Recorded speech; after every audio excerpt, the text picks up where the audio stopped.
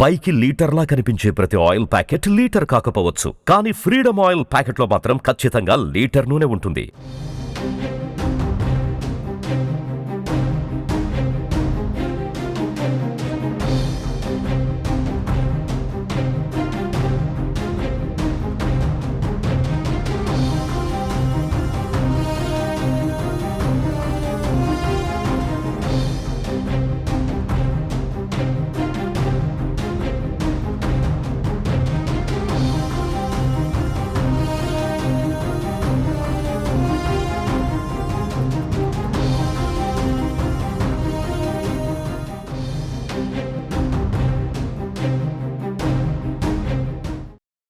బిహార్ రాష్ట్రం మరోసారి ప్రకృతి ప్రకోపానికి గురైంది. బుధవారం తెల్లవారుజామున భీకరమైన ఈదురుగాలులు, వడగళ్ల వాన బీభత్సం సృష్టించాయి. ఈ విపత్తు కారణంగా రాష్ట్రంలోని పలు జిల్లాలు అతలాకుతలమయ్యాయి. అయితే ఈ ప్రకృతి విలయంలో అత్యంత విషాదకరమైన ఘటన పిడుగుపాటు. రాష్ట్రంలోని 4 జిల్లాలలో పిడుగులు పడి 13 మంది అమాయక ప్రజలు ప్రాణాలు కోల్పోయారు. క్షణాల వ్యవధిలోనే 13 మంది అమాయక ప్రాణాలు గాలులు కలిసిపోయాయి. ఈ హృదయ విదారకర ఘటన రాష్ట్ర వ్యాప్తంగా తీవ్ర విషాదాన్ని నింపింది. బీహార్లో పలు జిల్లాలను ఈదురుగాలులు, వడగళ్ల వానలు అతలాకుతలం చేశాయి. బుధవారం ఉదయం రాష్ట్రంలోని బెగుసారాయ్, దర్భంగా, మధుబని, సమస్తీపూర్లలో పిడుగులు పడి 13 మంది ప్రాణాలు కోల్పోయారు. మధుబని జిల్లాలలోని పిప్రోలియా గ్రామంలో 3 మృతి చెందగా ఈ ఘటనలో ఒకే కుటుంబానికి చెందిన తండ్రి, కుమార్తె ఉన్నారు. సమస్తీపూర్లో ఉన్న ఓ వ్యక్తి పిడుగుపాటు వల్ల చనిపోయినట్లుగా సీఎంఓ కార్యాలయం వెల్లడించింది. బాధిత కుటుంబాలకు సీఎం నితీష్ కుమార్ 4 లక్షల చొప్పున ఎక్స్గ్రేషియా ప్రకటించారు. 13 మంది మరణించడం పట్ల ఆయన తీవ్ర విచారం వ్యక్తం చేశారు. బాధిత కుటుంబాలకు తన ప్రగాఢ సానుభూతిని వ్యక్తం చేశారు. అకాల వర్షాల నేపథ్యంలో ప్రజలు అప్రమత్తంగా ఉండాలన్నారు. ఏపీలో భిన్నమైన వాతావరణ పరిస్థితులు కనపడుతున్నాయి. బంగాళాఖాతంలో ఏర్పడిన అల్పపీడనం ప్రభావంతో ఏపీ వ్యాప్తంగా గురువారం పలు చోట్ల వర్షాలు కురుస్తున్నాయి. అలాగే కొన్ని చోట్ల వడగాలులు వీచే అవకాశాలు కూడా ఉన్నాయి.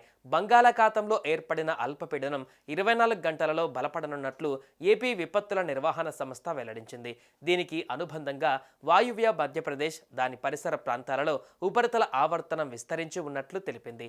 దీని ప్రభావంతో ఏపీలో గురువారం పలు చోట్ల వర్షాలు కురుస్తాయని అధికారులు అంచనా వేస్తున్నారు.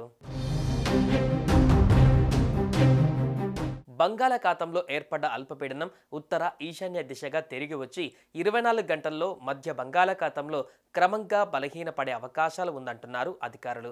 దీని ప్రభావంతో పార్వతీపురం, మన్యం, అల్లూరి సీతారామరాజు, అనకాపల్లి, కాకినాడ, కోనసీమ, తూర్పుగోదావరి, ఏలూరు, ఎన్టీఆర్, గుంటూరు, ప్రకాశం, నంద్యాల, అనంతపురం, సత్యసాయి జిల్లాలలో అక్కడక్కడ పిడుగులతో కూడిన వర్షం కురిసే అవకాశం ఉందంటున్నారు అధికారులు.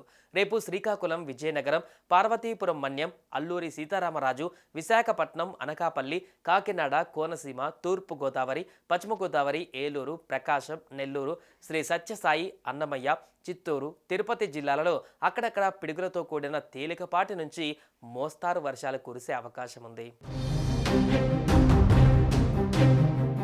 నిన్న నమోదైన ఉష్ణోగ్రత వివరాలు ఒకసారి చూస్తే కర్నూలు జిల్లా ఉలిందకొండలో అత్యధికంగా 40.8 డిగ్రీల ఉష్ణోగ్రత నమోదైంది. ఇక ప్రకాశం జిల్లా దరిమడుగులో 40.3 డిగ్రీలు, చిత్తూరు జిల్లా తవనంపల్లెలో 40.1 డిగ్రీలు, కడప జిల్లా అమ్మలమడుగులో 39.9 డిగ్రీలు, అల్లూరి సీతారామరాజు జిల్లా ఎర్రంపేటలో 38.7 డిగ్రీలు, అమరావతిలో 38.7 డిగ్రీల చొప్పున ఉష్ణోగ్రతలు నమోదయ్యాయి. తెలంగాణలో భిన్న వాతావరణ పరిస్థితులపైన ఆ శాఖ అధికారి ధర్మరాజు కీలక విషయాలను వెల్లడించారు. వాతావరణంలోని మార్పులతో పగలు ఎండలు, రాత్రి వర్షాలు కురుస్తున్నాయని చెప్పారు. ఉత్తర భారతం నుంచి దక్షిణ భారతం వైపు పొడి వాతావరణంతో కూడిన ఈదురుగాలులు వీస్తున్నాయని తెలిపారు. ఇక రాబోయే రోజులలో తెలంగాణలో ఉష్ణోగ్రతలు క్రమంగా పెరిగే అవకాశం ఉందన్నారు. హైదరాబాద్లో 38 డిగ్రీల ఉష్ణోగ్రతలు నమోదవుతాయని ప్రకటించారు.